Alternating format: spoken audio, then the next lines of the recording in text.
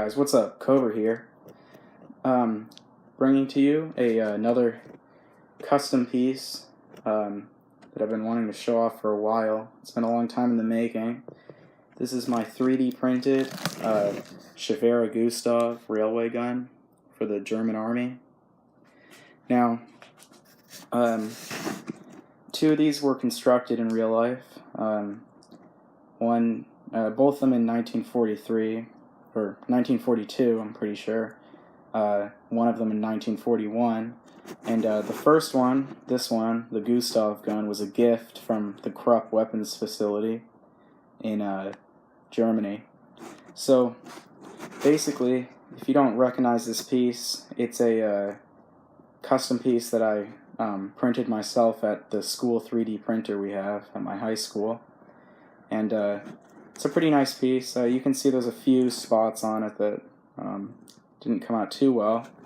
But I've printed this piece about, I would say, 5 times in tons of different scales. And I'm pretty sure the person who made this piece intended for it to be at a much larger scale to be used as a model, while mine is supposed to be a little small game piece. And for scale, here's a Spanish Republican. Yeah, you can see how small it is, and I've got tons of different variants of this thing. Like you can see over here, make my way through the messy work area. This was another one I was trying to plan out, but you can see how big that is compared to my finger. That pretty much take up all Germany right there. And you can even see with this large one that it fell apart after 3D printing. So the story is with my other one was that I printed it and it fell apart, mainly this rear section right here, and it was sitting in a drawer for a while until I pulled it out and finally decided to take a couple pieces from the larger one and chop it up and put the rear bogey back on. So use a bunch of glue to glue it back together and yeah, paint it up, and now we have the railway gun finally.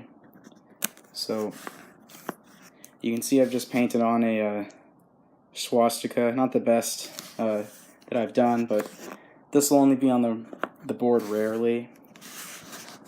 I'm sure so the cost of this thing is probably going to be around $20. It's going to take 2 hits to destroy. It'll probably travel 3 spaces over land. It would not be able to cross any canals or straits, and would not be able to get on any sort of transport.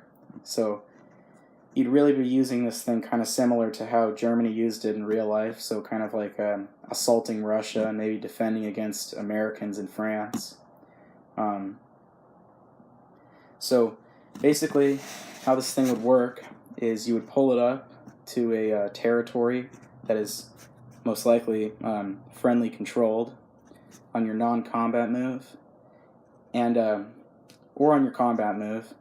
And so basically this could pull up to a friendly territory that was adjacent to an enemy territory. So let's see, let's take this Spanish Republican here. So now basically, sorry about the shaking, once it was in this adjacent territory, you would be able to make a roll of 3 or less, and if you do hit, the enemy would be able to choose a unit that gets destroyed.